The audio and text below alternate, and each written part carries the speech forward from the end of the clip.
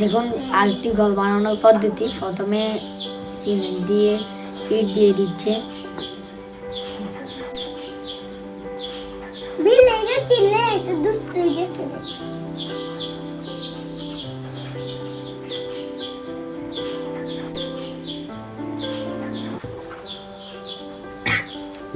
সুন্দর করে ইটগুলো বিছিয়ে দিচ্ছে।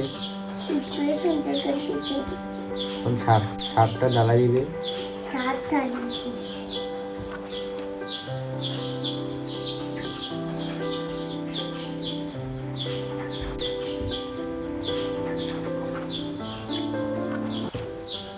দেখুন সিঁড়ি, কত সুন্দর সিঁড়ি দিয়ে দিচ্ছে।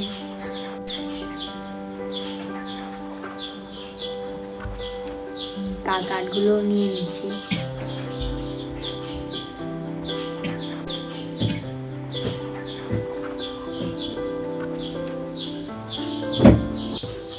এখানে মনে হয় রং করবে।